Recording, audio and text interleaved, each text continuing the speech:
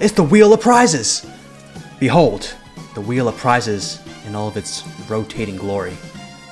We've got 5 unique commenters from the last video accounted for here on the side. Got them all inputted. So I think the website here actually conforms to the basic laws of probability, unlike a certain game that we're playing. So this should be actual 1 in 5 odds. There's no tricks, no lies. It's not a farce. And may the luckiest man win. Chaos Dunk!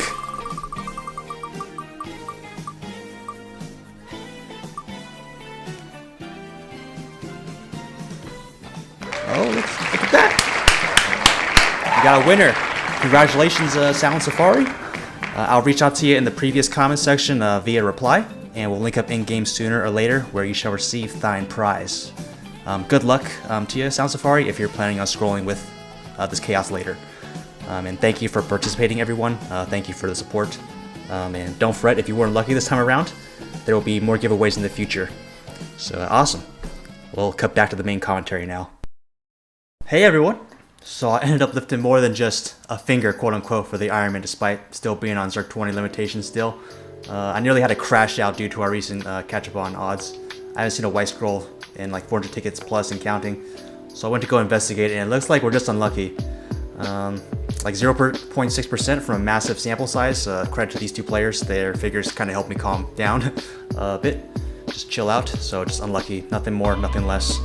As much as I want to castigate the game right now, just need to show some restraint, I guess, on my part. And it's not the probability as much as kind of my obscene display of area boss over exploitation. I guess the hunt was fun, you know, catching the scent, quote unquote, and getting all 20 channels for 4 to 5 area bosses for an entire play session. You know, it was kind of a thrill, but it was just a novelty then, and it's worn off now, so I feel like a POS by doing it, by continuing to do it. And I'll just kind of reference something I said like 20 episodes ago about how I used to treat area bosses. Ordinarily, I am not too, I don't really advocate for people clearing an excessive amount of area bosses on each channel. I think, you know, it's a little bit selfish, but for the purposes of our Iron Man challenge here, I can justify us doing it, even if it sounds a little hypocritical, but I'll be able to sleep at night. So yeah, it violates my own principles. It's bad game etiquette with how far I've taken it, and it's an easy way to lose sight of myself, I think. And we're just going to be relegating area bosses down to the bottom priority, lowest priority. It's actually been extremely deleterious to our mental because breaking 500,000 NX just sucks on ice. It's aggregate. You know, red envelopes plus APR sales would have amounted to tens of billions of Meso playing normally at this point. So I will be patient and just not give up on playing. Like I've invested too much of my soul into these pixels right now. I still care, and I won't let you guys down. So right here we played 2 sessions, and I'm currently pulling an all-nighter right now while editing this video. But please don't be concerned. This is just another day in the office for me. And I worked, you know, a 24 on, 24 off schedule when I was still with Fire Rescue. My body's used to it. We never slept most nights. I'm just wrecked. So if I rested now, I'd probably sleep through the upcoming HT, which is in 4 hours. You know, I want to play. I want to play Maple. Yes, today is our day. Today is our day. We'll get the Zerk 30 today. And sorry, let me get back on track as to what's happening here on screen. Just showing some old footage of CNY exchanges, dumplings, red envelopes, and our brick gachapon runs. We managed to get our Valentine's ring with a couple days left to spare, which was a semi-big deal, I think, because our Christmas ring expired. So that was a flat 1 weapon attack hit we took. I wish they made that item permanent or changed it to where you couldn't wear it over other rings. Just seems a little odd. But it's always been like that, I think. Anyways, we swapped out the Thanksgiving pie ring for that 2 carats ring, improving our total range by around 80. So 2 all stat, 1 weapon attack increase. Not the biggest impact, but it wasn't small either by any means. Glad we got it. And we also got carried extremely hard by our Red Tiger teammates. In the end, it was kind of a blowout in a way, 100,000 dumpling difference in our favor. So my 8K contribution was kind of like a mouse sneeze in the grand scheme of it all. So not too much impact coming from us. But, you know, very well played, Red Tigers. Good game, Gold Dragons. Better luck next year or next time. So the prize for being on the winning side, the winning team, is that we got an interesting fiery Tiger in X effect. Cool as a trophy, I think, but I probably won't be keeping it active on my character, since it kind of impairs my ability to see around me. Or maybe I'm just not used to it yet. So yeah, my house is coming along nicely. I've been building it from all these bricks that we've been getting from Gacha lately. And if my recollection is right, I was tilting super hard at this time. So we go knock out some of LHC. First tower is not too bad. It's around 3 minutes per stack of Crockies. Ani 1 scared me a little bit with the summons, but luckily they didn't have millions of HP. So it takes us around 30 minutes on Geyser and Stoppers to down Ani 1. Move on to Red Reindeers, which take a little bit longer. I think it's somewhere north of 4 minutes per stack. And the White Reindeers are a little bit more manageable. I just get 11 spears and leave, because I see no point in going further up to Bear Walls, Vultures, or Golems. Not sure if I'll need a gel for Ani 2. And I'm pretty certain that I can't down Ani 3 and beyond without gelting on Zerk 20. But nonetheless, this is good, since LHC has a 1 hour timer per reset, so that puts us ever so slightly in a better position down that long quest chain. So in a viewer commented last time that we should be doing Zakums, and they're not wrong, I don't think. I'd be totally about it. So later we go farm 18 Teeth before V-Day boss spawns in the time that we had. I was just agonizing about a couple things back then, and was feeling a little bit frustrated because I lost some faith on the HD run happening. I busted ass to try to get it to bring everyone together, and the comp just wasn't looking too great back then on the sign-on thread. As much as I want to destroy beefy bosses like Zakum or Krexel every day to prospect for possible CS drops and getting wiped up with Krex rings, I just think the timing isn't right at this time to incorporate those elements into our repertoire. Just the extreme loss of efficiency that comes with deliberately operating at 40% less efficiency, because Zerk 20 is 170% and Zerk 30 is 210. So it's a lot less power than I would anticipate on having at level 166. And just forcing this content absolutely tears through our attack bots.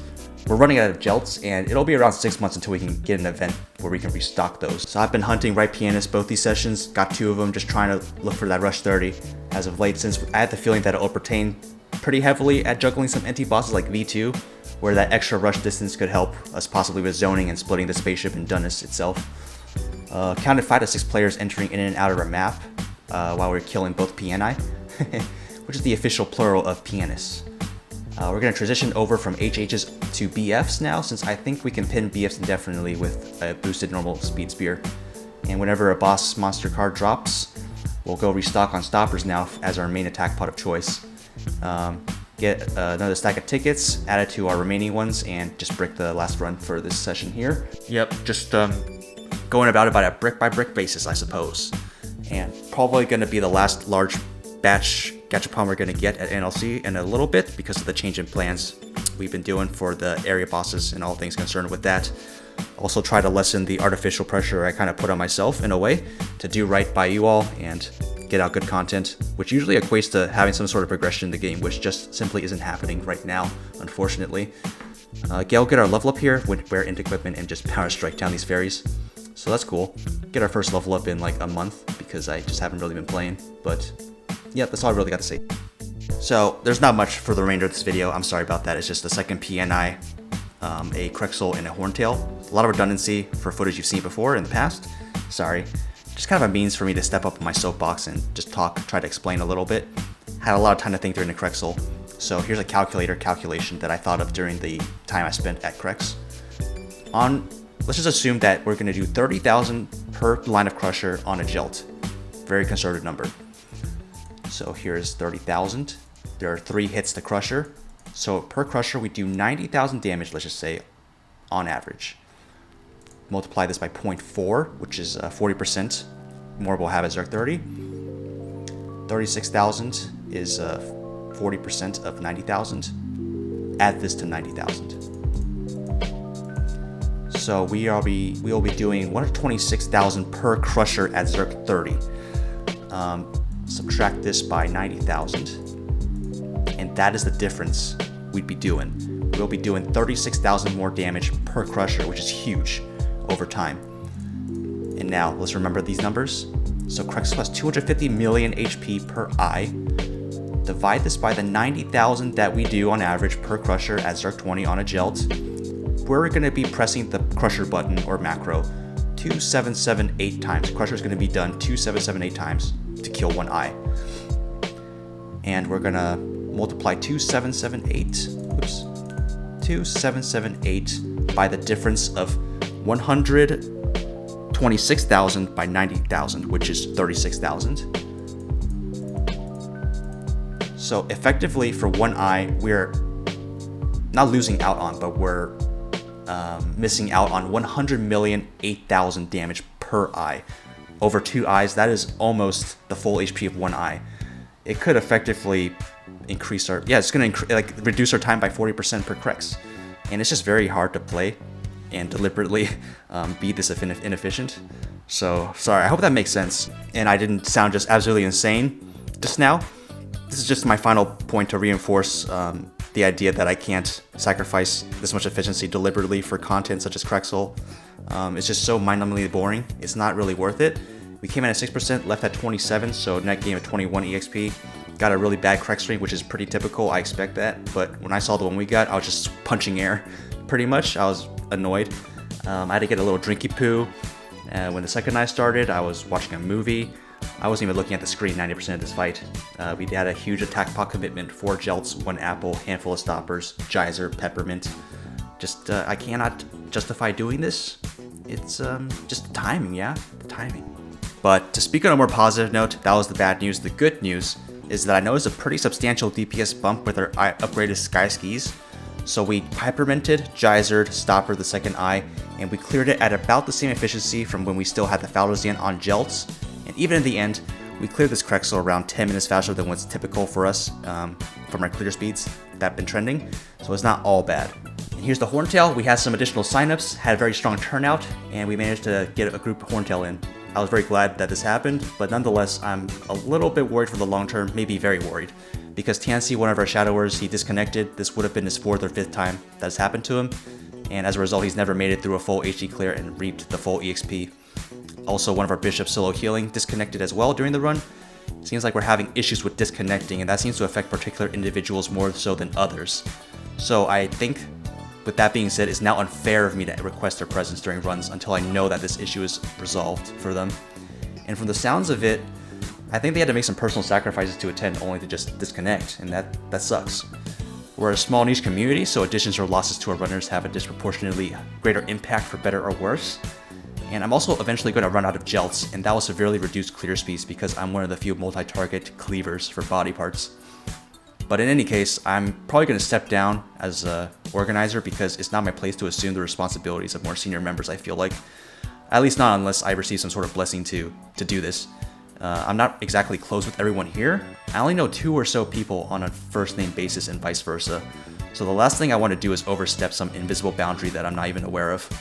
After Tansy DCs, I play the role of backup set with the support of Angel. Without her, I would have died. No questions asked. So some near-death experiences, but we finished strong with a 2-hour, 30-minute clear, which is kind of acceptable. I'm just grateful people showed up and played hard. I noticed their commitment and want to say thanks and GG. In the end, TL passed for our buck, and we have a Spirit and Rage 30 in our bank. Still no Zerk 30 yet again, which is super unfortunate. So yeah, it's not our day, evidently, that day. So no Zerk 30, that's a non-starter right away, and I'm stepping away entirely for now, I think. That's for the best. Because if I keep playing like this without Zerk 30, it might make me snap pretty soon, and that'll cause me to project my own insecurities and frustrations outwards to places where they don't belong, and that would be inappropriate. That's a big no-no. So I got some fun ideas lined up that I hope to execute in a better fashion from what I learned last time in our last video. So I hope that's something you'll be looking forward to. So I want to thank you for tuning in as always, and I hope you take care. I will see you in the next one. Bye-bye.